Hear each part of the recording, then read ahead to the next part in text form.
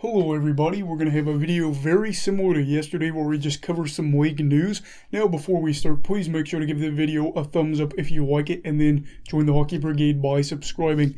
So let's get on into the league news.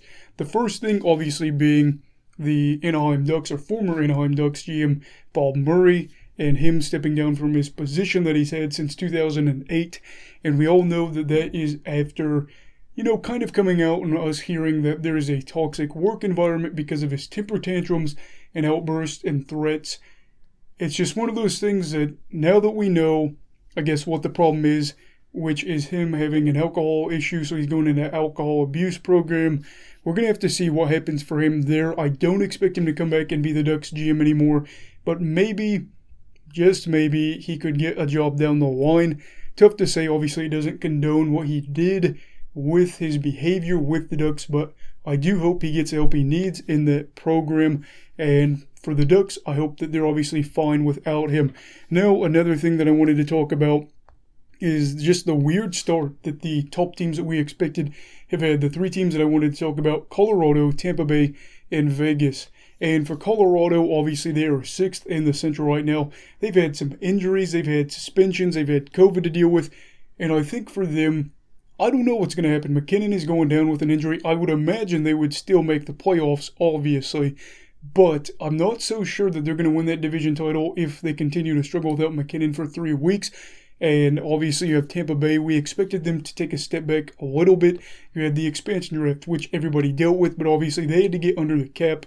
They aren't too bad right now. I think they're 6-3-3, so not the end of the world, but obviously they aren't the world beaters, or at least what we expected them to be compared to previous years. But again, you have to think, hey, they lost some guys. It is what it is. And then Vegas not being first in their division is weird, but there is plenty of reasons for that. Their injuries right now, you got Max Pacioretty, you got Mark Stone, you got Nolan Patrick, you got William Karlsson, you got Zach Whitecloud. They are missing so many people right now. It is ridiculous. And for Vegas, again, are they going to win the division? Tough to say. Edmonton's got off to a great start, but what I will say is Vegas is not that bad. They are, I think, 6-7, something like that, through 13 games. Trust me, if they get healthy, they are still the contender. This record will not be an indication of who they are as a team. So, for somebody that is maybe new to hockey, Vegas is still good when they're healthy. But as of right now, they're just not up to code because obviously the injuries. But what I will say is that Vegas and these other teams that have struggled to start out the year, it has made it more fun because you have some new blood at the top. Obviously, Detroit's off to a really good start compared to previous years. Edmonton is off to a great start. They're 9-2. Minnesota and St. Louis battling at the top of the Central. That has made it really fun to see that. And I think for newer people in the league, and just for some of us that have been around in the league for a minute, it's kind of nice to see some new blood at the top. Will it hold? Probably not, but it's fun. I'm enjoying it right now, and I hope you guys are too. And finally, we will be talking about somebody that is not new blood, but old blood in the league. That is Alex Ovechkin, and he is on the mission to break the goal record set by Wayne Gretzky. Even a few years ago, I think a lot of people thought maybe this wouldn't happen, but he is 4th all-time, tied with Brett Hull for 4th at 741 goals. He signed that 5-year extension. Things are looking really good for him. He only needs 154 more to pass Wayne Gretzky, and he has a really good chance, especially with the start he's had, 11 goals in 12 games.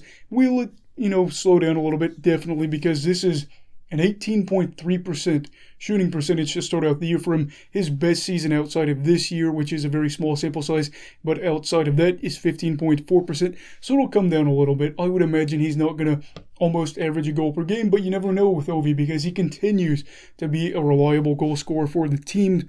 And yeah, we're just going to have to enjoy the ride and appreciate the greatness that is Alex Ovechkin, because he has had 15 seasons of 30-plus goals, 11 seasons of 40-plus goals, 8 seasons of 50-plus goals, and he only needs 25 more to tie Yager for 3rd all-time. We'll see how it goes, and I am excited to watch it. What do you think of this news? Do you think that it was a good thing for the Ducks? Do you think that it is exciting to see these teams that are usually good, not as good this year, and have some new blood there? And then also, what do you think of Ovi getting closer and closer theoretically, hopefully, knock on wood, boom, boom, that he is able to pass Gretzky. Let me know down below. Again, make sure to like this video if you like this video and subscribe. Join the Hockey Brigade. I'd love to have you on here. And everybody stay safe. Have a great night. You go love hockey, alright? Goodbye, Brigadiers and Brigadettes. This is your captain signing off. Have a great night.